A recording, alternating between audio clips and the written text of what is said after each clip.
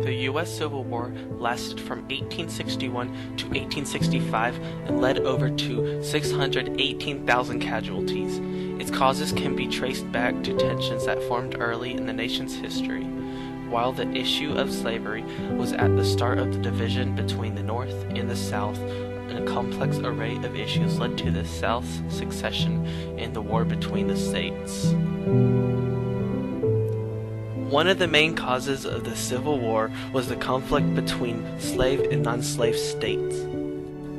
As America began to expand, with the lands gained from the Louisiana Purchase and later with the Mexican War, the question arose of whether new states would be enslaved or free. An attempt was made to ensure that equal numbers of free and slave states were admitted to the Union, but over time this proved to be difficult.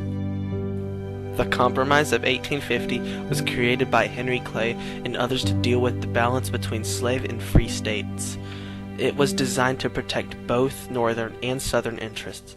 When California was admitted as a free state, one of the provisions was the Fugitive Slave Act. This held individuals responsible for harboring fugitive slaves even if they were located in non-slave states.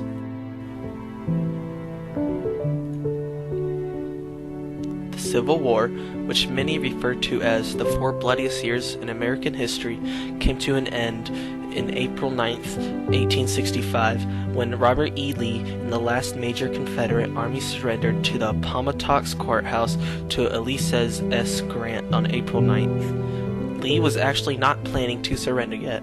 He wanted to get supplies and regroup at the courthouse, but Grant managed to get in front of Lee and surrounded the much smaller Confederate army. Lee saw no choice but to surrender and did so at the McLean House. To illustrate his respect and goal to restore the Confederate States of the Union peacefully, Grant allowed Lee to keep his horse, traveler, and his sword.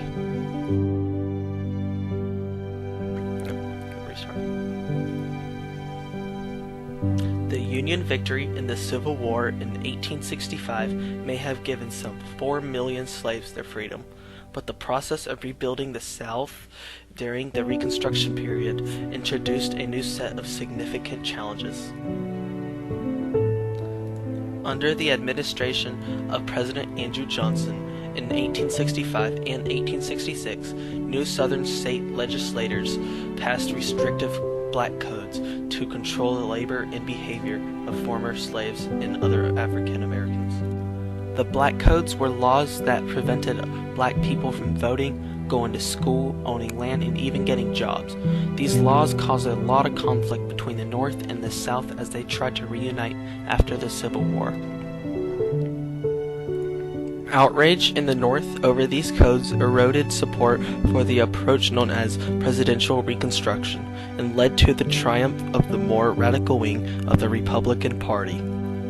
During Radical Reconstruction, which began in 1867, newly enfranchised blacks gained a voice in American government for the first time in American history, winning election to Southern state legislators and even to the U.S. Congress. In less than a decade, however, reactionary forces, including the Ku Klux Klan, would reverse the changes brought by Radical Reconstruction in a violent backlash that restored white supremacy in the South.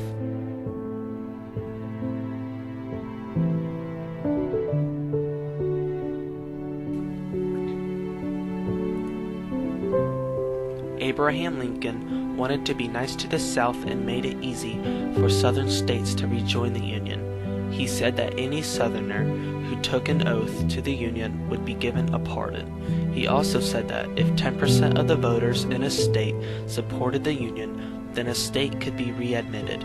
Under Lincoln's plan, any state that was readmitted must make slavery illegal as a part of their constitution. However, President Lincoln was assassinated at the end of the Civil War and never had the chance to implement his Reconstruction plan. But when Andrew Johnson became president, he was from the South and wanted to be even more lenient to the Confederate states than Lincoln. Congress, however, disagreed and began to pass harsher laws for the Southern states.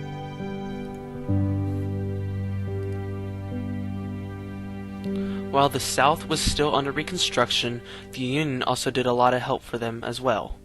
They helped rebuild roads, got farms running again, and built schools for poor and black children. Eventually, the economy in the South began to recover. The Reconstruction officially ended under the presidency of Rutherford B. Hayes in 1877. He removed the troops from the South and the state governments took over. And now the South had rejoined the Union.